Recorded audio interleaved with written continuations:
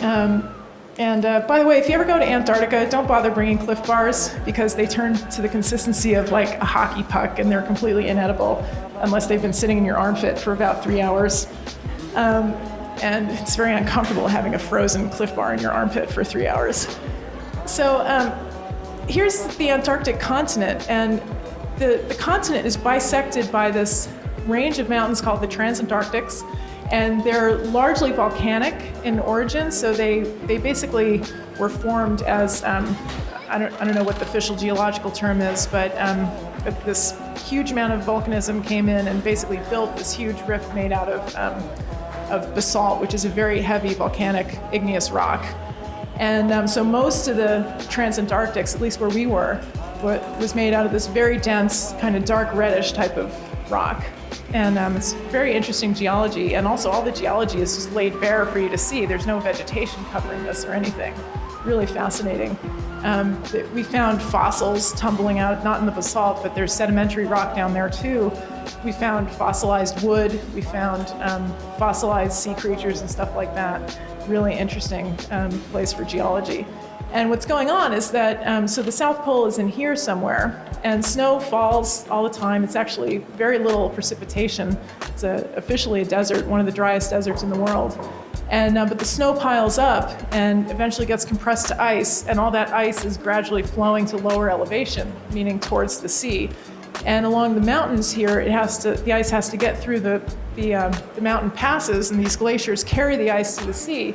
But in certain locations, the ice flow stagnates, and it makes that ice vulnerable to ablation by these katabatic winds, which are gravity-driven winds that blow pretty much continuously all the time. They're just, the wind direction and speed is relatively constant throughout the field season. And in these regions that are continuously exposed, I'll skip that for a sec. These regions that are continuously exposed to the katabatics eventually all the snow gets blown away. Whatever piddly little snowfall, like 0.5 millimeter of snow which might fall, gets blown away immediately. So you're walking around actually on snow that was compressed to ice 25, or 45,000 years ago. And that was our drinking water too. It was pretty good water, I have to say. And so the ice flow is relentlessly heading downhill, and in these areas where the ice flow gets kind of halted, that's where we find the meteorites. So these blue ice areas, and the reason that the ice is blue, and it really is blue, that's a close-up of the ice. And in fact, I think my camera didn't quite get the real impression of this. It's this amazing translucent, just three-dimensional blue. It's because that's what color ice really is. The reason that our ice cubes are white is that we're not looking through enough of it, and also there's a lot of air bubbles and stuff in our ice cubes in the fridge. But if they were compressed and you were looking through 100 feet of it, that's what color it would be. This is taken from a higher elevation airplane, so I got this from the US Geological Survey. But you can kind of see that we've got an ice flow. This looks like it's sort of oozing, and there's even like ripples, and over here too. This really is ice. All the dark gray stuff is ice, and the white stuff is snow. So the snow gets blown away, and the ice flow and the wind sort of conspire to make certain regions very rich in meteorites.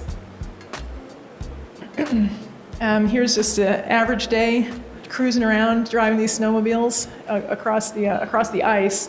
So it's just this loud, it looks like this beautiful, serene picture, but let me tell you, you got this two-stroke engine rattling across ice. It's like,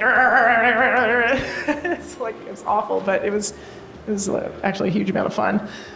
And we would just drive, the four of us, across in a row, and when you saw a rock, you'd drive up to it, stop, get off, look at it. If it was a meteorite, we'd wave, have everybody come over. Then they'd laugh at you if it wasn't a meteorite, and if it was, we'd collect it and put it in a bag and stick it in the box. And so I'm showing this. This is the most blatant example of a meteorite. This is actually rather large. Most of the ones we found are probably smaller than a golf ball, somewhere between golf ball and Hershey Kiss size.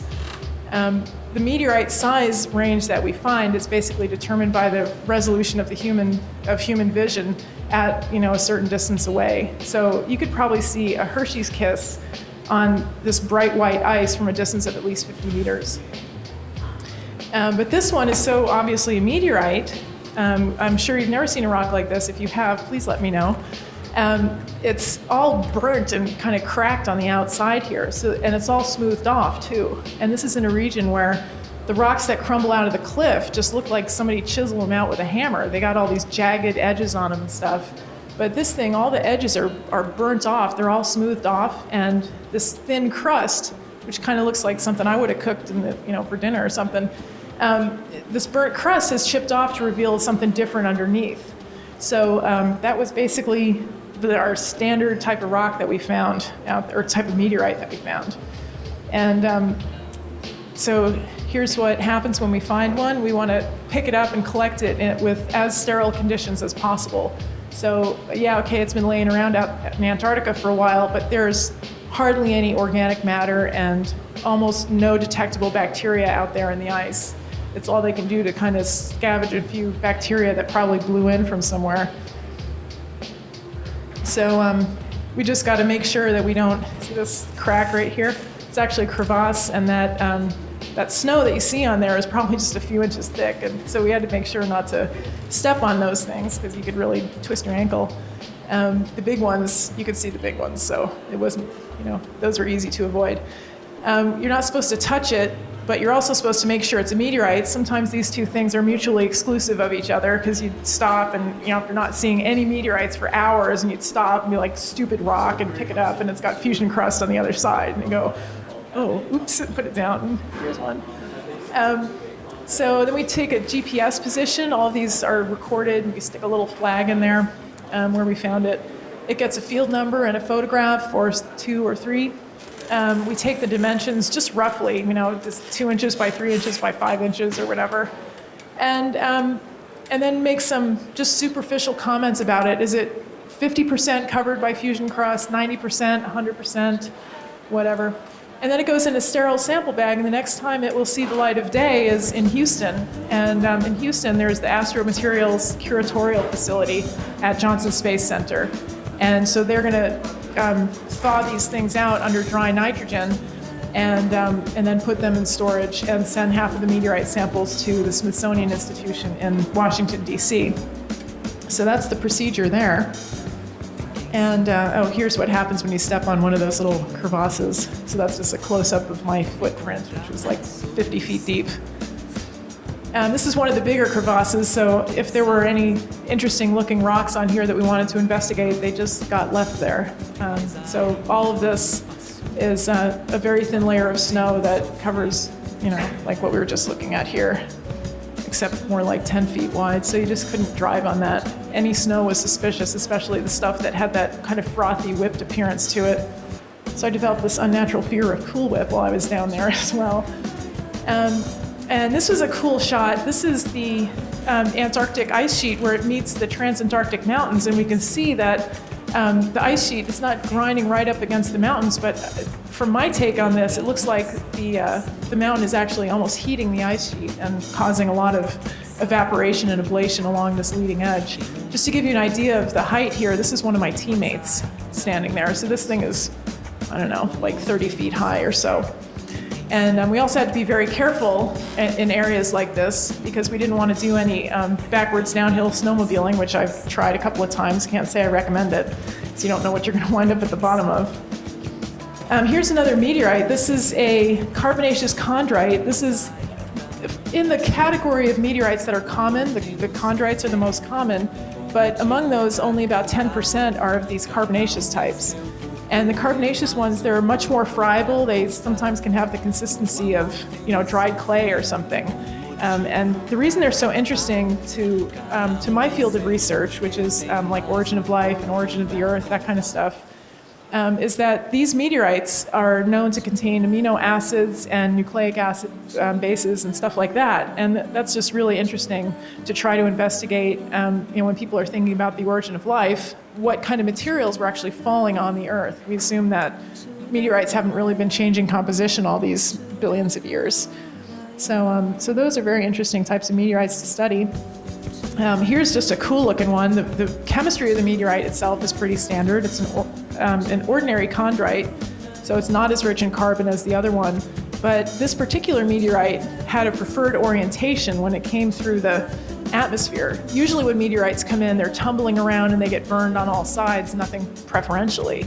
But this one took on the shape of a nose cone of a rocket because it already kind of was that shape when it hit the atmosphere. And you can even see here, there's like these streaky patterns. That's from when that outer shell or the outer layer of the meteorite gets so hot that it melts away. And when it melts, it leaves this streaky pattern like that. So that was a cool one. Got a couple other cool ones here. Some things kind of gave us pause. This one we found just laying around out there. There was nothing else out there. And we picked it up, and it didn't look particularly like a meteorite. It's not black. It doesn't have fusion crust, but there was nothing else out there. This one also, this we found on day 3, and it looked totally different than these, than that kind of reddish, kind of hamburgery looking texture of the ordinary chondrites. So when we found this, we knew it must be a meteorite because there was nothing else out there, and it had kind of this very glassy black fusion crust on it. So rocks don't just burn, especially when they're laying around in Antarctica. So we picked that one up, and oops. So I missed my little joke here. It was like, how do we tell if they're from Mars? Which is, they come conveniently wrapped in a wrapper. But actually, this one that I just showed you, this one we found out like in July after I got back. That this one actually was a meteorite from Mars. We knew at the time it was something special because it didn't look anything like any of the other meteorites that we found. It was all real dark black and sparkly and just totally different from all the other meteorites. And we knew for sure it was something special, and it turns out that, in fact, it was the first Martian meteorite that had been found in Antarctica for the past 9 years. And it was the first of Martian meteorites called a Knocklite that was found in Antarctica ever. So that was a huge discovery for us. And so it takes its place as one of the 30 known Martian meteorites that we have in our collections here on the Earth today. Surely more of them laying around out there. Here's another kind of weird looking meteorite. This one definitely is a meteorite. It's got this black kind of shiny fusion crust on it, but the inside looks totally different than some of the others. So this is, who knows what that one is. It could be from an object, or it definitely is from an object that is differentiated. And by differentiated, what I mean is that it got big enough to melt so that all the iron sank to the center of the object, leaving the lighter, stony stuff on the outside. And so this is a stony meteorite. It doesn't have any of those little chondrules, these little, they're like little glassy beads about the size of BB shot, or a little bit bigger than that. That's the hallmark characteristic of the chondrites. So when we see something that does not have chondrules, and we say, oh, okay, this is something different, this is something particularly interesting. Here's another achondrite, so something without chondrules. Just cool looking thing, and it's white, who knows why. Okay. In this particular location, we actually found not just a few unrelated meteorites, but we found 80-something fragments of the same thing. So this original object came in and shattered into a zillion pieces, and we found something like 84 of the larger fragments in this particular location. And here's where our flags are. I don't know if you can see, but there's a flag here, here, here, all along here. It looked like a golf course, actually. And one of the challenges about identifying meteorites is that sometimes they don't really look like anything special. And so what I did here was put a meteorite next to just your average rock that we were finding in the Transantarctic. So one of these is that classic red basalt that is typical of the Transantarctic mountains, and the other is a rock from outer space. And so in case you're wondering, this is the meteorite, and this is the chunk of basalt. But they were infuriatingly similar looking. So these are some of the meteorites that we found in the Otway Massif area, that strewn field that I was talking about. One of the reasons that we had a hard time identifying the meteorites at first is that they were all, they defied our usual picture of these things that have been all burnt and had all the jagged edges burnt off of them. These things were nothing but rocks with jagged edges hanging off of it, which indicated that it broke up at a very low altitude and relatively low speed and didn't get all of their rough edges burnt off. That was the biggest fragment of the Otway Massif meteorites that we found. That thing weighed about probably 60 pounds, and it only has a little tiny piece of fusion crust on it. And the rest of it's just a busted up rock. And there's Gretchen Benedicts and I, my tent mate and I, sitting next to that big fragment. Okay, so here's an interesting area. We were at this place, I think this is called Robert's Massif, and there were no rocks out here. We drove around for hours and hours and hours, and then we came across this spot where every little rock that had been scattered along out here got dumped right here. Like everything, whatever tumbled out of the cliff, whatever meteorites there were, anything got put there for whatever little conspiracy of physics. We spent hours going through this little aeolian deposit of rocks. And so if we take a close-up of some of these rocks next to each other, you can imagine, in fact, I'm having a hard time looking at this now, wondering what's the meteorite and what's the meteor wrong. My guess is the one that has not been disturbed is the one that's the meteorite. And when we find something just laying around out in the middle of nowhere, like, who knows? That was just a regular rock, but there was nothing else out there. So it was really kind of strange. Here's a close-up of that little patch of rocks that I just showed. Anybody want to guess as to which object in here is the meteorite? I think the first thing that jumps out is the pocket knife. So the first thing you notice is that something's not like the others. There we go. Who's got the laser pointer right here? Yeah, so this little shiny burnt thing, and once you see it, it's like, oh, duh, yeah, how could you miss that? And really, that's what it was all about. There was no scientific training. I mean, I have a PhD in astrophysics. That was absolutely worthless for this trip, as far as I could tell. And so it was basically just look for rocks that look strange. And here's another Where's Waldo picture. There are actually two meteorites in this picture. One thing that always jumps out at me is this weird white thing, like, oh, there's this white rock in the picture, but there are actually two meteorites in this picture. Anybody else with a laser pointer? Okay, so we got this kind of burnt, shiny thing here. No. They're actually sitting right next to each other. You know, there we are, this giant pile of rocks, you know, like 50 feet long and 10 feet wide, and the two meteorites were sitting next to each other. This is actually interesting because it was one of those carbonaceous chondrites. And I think, from what I recall, it was also oriented, so it was kind of fried on one side and not on the other. But they're all about the same size, roughly. Okay, so the last couple of shots are just the gratuitous pretty picture shots from Antarctica. This is our camp manager and team leader, John Scott. He's been doing the ANSMET trip for the past 25 years, pretty much since it was invented back in the late 70s. And so he's a very hardened Antarctic type of person, and also an excellent geologist, field geologist. So he's standing here, and in the background we have one of these glaciers just with a blind end to it. If you've ever been up in the mountains here, all of our glaciers up in the mountains and stuff have a river running off the end of it. Here, the ice just crumbles away and evaporates. There's no puddle. It's too cold for any liquid water to persist for long. And we could see evidence that at one time this entire bowl-shaped valley that this glacier looked like it was flowing into, we could see these bathtub rings, these lateral moraines and terminal moraines up on the edges of the cliff that, you know, told us about this history of the deflation of the ice sheets for the past, 20 to 30,000 years. I don't know if this came out. Oh yeah, it kind of did. Antarctica is famous for having really amazing solar halo displays. And on the morning of what actually was the 41st birthday of one of my tent mates, or one of my teammates, we woke up in the morning to this incredible solar halo display. So we had the 22-degree halo. We've also got sundogs. They're also called parhelia. And the parhelic circle, which kind of goes straight through like this. And then also we had an upper tangent arc and a whole bunch of other arcs and these other things. And it just took up the entire sky. Your entire field of view was just rainbows are everywhere, little weird-shaped rainbows. It was just one of the most incredible things I've ever seen. And so just to wrap up, it's kind of hard to summarize everything into one little blurb, but my favorite quote is from Dr. Seuss: if you want to catch beasts you don't see every day, you have to go to places quite out of the way. You have to go places no others can get to. You have to get cold and you have to get wet too. And I just also want to thank a couple of different entities up in the Seattle area, which is where I lived before I came back down here to the Bay Area.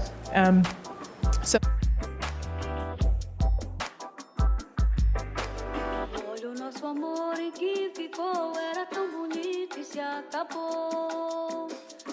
Onda é também amor do mar, e se o vento não soprar, pobre da chama de amor apagada, sol ilumina a estrada do nada. Pobre da onda que é o mar tanto enfeita, sem olhar que vento é ilusão. Deu amor maior que recebeu e depois morreu.